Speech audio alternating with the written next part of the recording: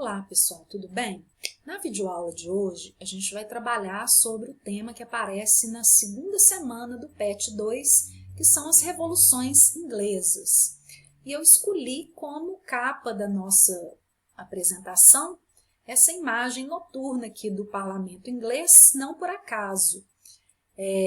O parlamento ele vai ser o grande protagonista das revoluções inglesas, né? Ele vai aparecer aí como pano de fundo em quase todos os episódios relacionados à Revolução Inglesa, tá? E aí a gente tem que ter bem claro na cabeça, né, qual que seria então a função do parlamento, né, para a gente entender esse processo aí que vai acontecer durante a Revolução Inglesa, né? O parlamento ele vem da palavra parla, né, que significa fala. Então, o parlamento ele pode ser entendido como lugar de fala dos nossos representantes, né? Então, os parlamentares, eles nada mais são do que os representantes da população, tá? Então, todos os países onde existe uma democracia, né, ele deve necessariamente existir também um parlamento. Tá? Então, o parlamento está presente dentro das cidades através da Câmara dos Vereadores, né? Ele está presente dentro dos estados através das assembleias legislativas, né? Onde atuam os deputados estaduais, e ele está presente na Câmara e no Senado, onde atuam os deputados federais e os senadores, respectivamente. Né? Então, o parlamento é uma instituição fundamental de todo o país que se diz democrático, tá? Então, as revoluções inglesas, né, elas vão ter aí o parlamento como grande protagonista e transformador da história desse país. E por que então que a gente fala em revoluções e não revolução? Né? Por que quando a gente trata da Revolução Francesa, por exemplo, a gente fala que é uma revolução, né? A Revolução Francesa? Por que a inglesa a gente às vezes encontra essa denominação no plural, né? As revoluções inglesas, né? Muitas vezes se encontra no singular, né? E isso não tem muita importância, né? É só uma curiosidade, né? Mas é porque fica mais fácil, né, da gente estudar quando a gente divide essa revolução em 4 etapas, tá? Então, ela é dividida aqui nessas 4 etapas que a gente vai desvendar nessa videoaula. E o que foram, então, essas revoluções, ou a Revolução Inglesa? A Revolução Inglesa, gente, a gente deve entender, né, antes de mais nada, como a revolução que vai colocar um fim definitivo ao absolutismo do rei inglês, na monarquia inglesa, a partir daquele momento. Tá? Então, ela é dividida aí em 4 fases, né? Nós vamos explicar aqui cada uma dessas fases, mas é importante que a gente perceba, né, previamente, que o grande objetivo era que o rei deixasse de ser um rei autoritário, né? O parlamento, na verdade, o que ele buscou, né, durante esse tempo em que houve essa revolução, ele buscou manter, né, a sua função original, que é a função de representar o povo. Né? Então, o que acontece? O rei, né, o rei inglês, ele era uma figura altamente autoritária e que tentou passar por cima do parlamento diversas vezes. Né? Então, isso vai gerar, né, no primeiro momento, uma guerra civil. Então, essa primeira fase da Revolução Inglesa, né, ela é chamada aí a fase onde houve a Guerra Civil, né, ou Revolução Puritana. Né, é um período mais ou menos longo, onde você vai ter uma guerra, né, entre o rei, né, entre os partidários do rei e os partidários do parlamento inglês. Tá? Nessa época, o rei era o rei Carlos I, né, o Charles, como você queira chamar, e uma característica desse rei, né, era o seu autoritarismo ao extremo. Né? Ele chegou a dissolver o parlamento 3 vezes em 4 anos de reinado. Né? E a guerra civil ela vai se iniciar, né, quando, num determinado momento, o rei decide aumentar os impostos sem a consulta prévia do parlamento. Então, ele vai tentar resgatar um imposto bastante antigo, né, conhecido como ship money, que era um imposto cobrado somente das regiões litorâneas. Né? O próprio nome ship money, né, o ship, a palavra ship vem de embarcação no inglês. E o rei, então, ele propôs que esse imposto, né, que era cobrado somente nas regiões litorâneas, passasse a ser cobrado em todas as regiões da Inglaterra. Né? Então, isso aí foi considerado pelo parlamento inglês a gota d'água. Né? Então, esse parlamento ele vai convocar um exército mercenário para poder lutar contra o exército real, ou seja, né, acho que foi a única maneira que o parlamento encontrou na época de conseguir enfrentar o autoritarismo do rei. Essa guerra, então, ela foi vencida pelo parlamento, né?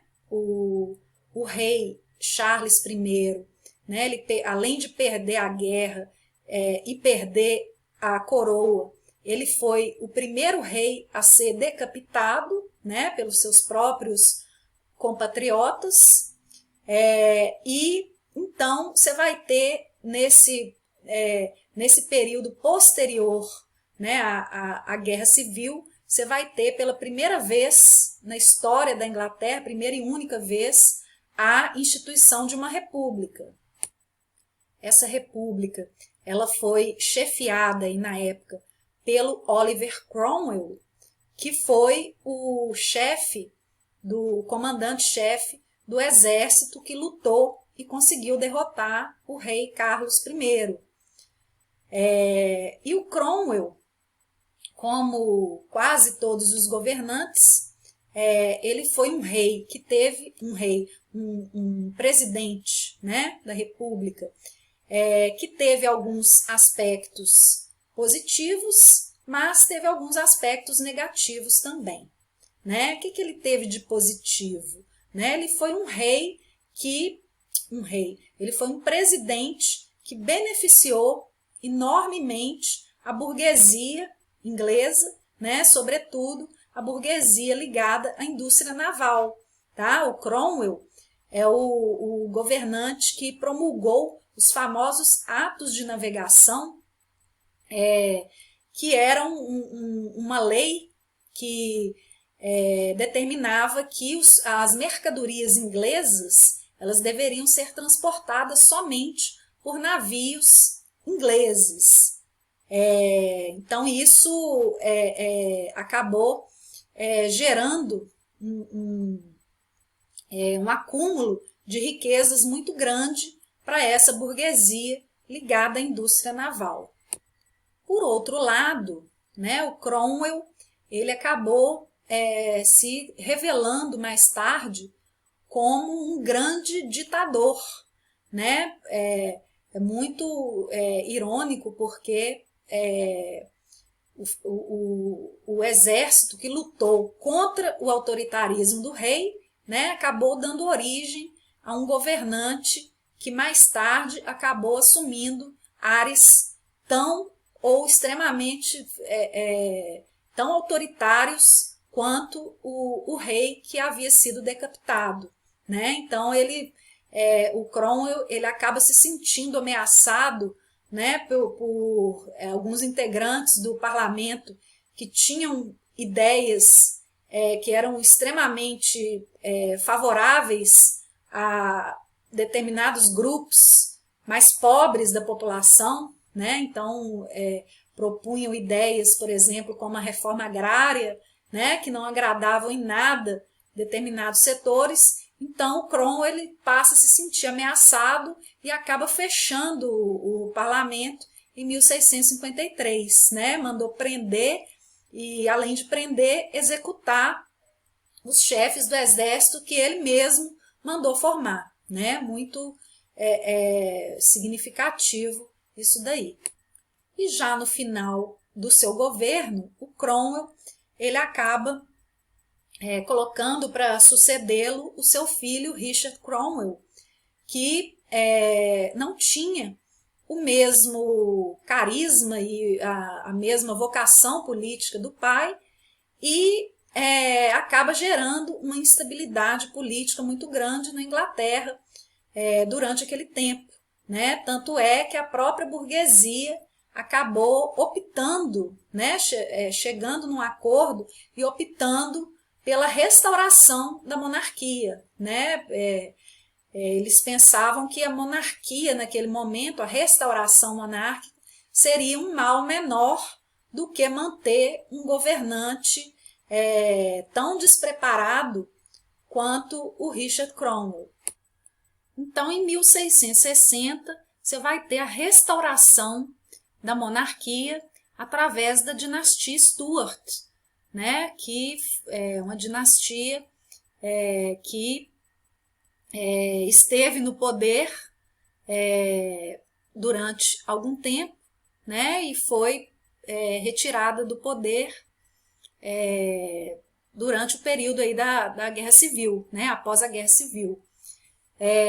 Então, o parlamento decide pela coroação do filho do rei decapitado Carlos I, né?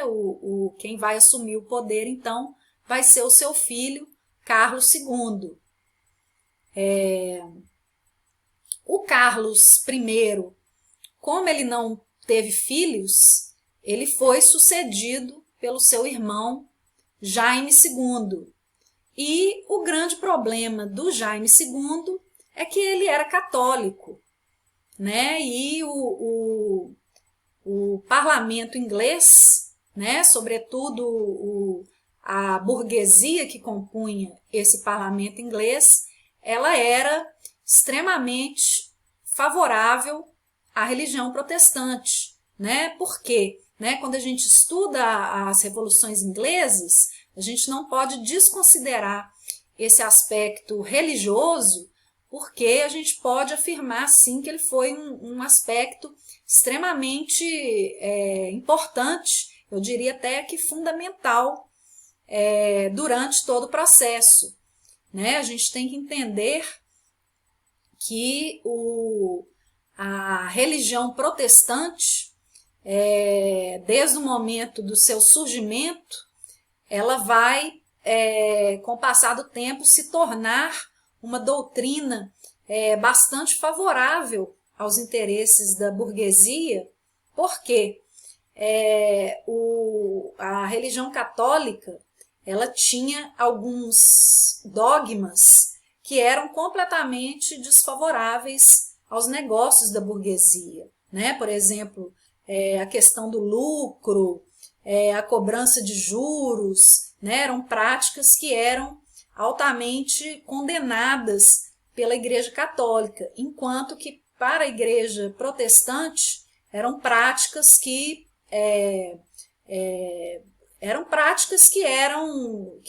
que não eram condenadas, né? Como na Igreja Católica. Então, o parlamento inglês, né? Sobretudo a burguesia, né? Que os membros da burguesia que estavam representados dentro desse parlamento, eles eram completamente contrários, né, a que o catolicismo fosse restaurado enquanto religião oficial do Estado, né? Então, quando se descobre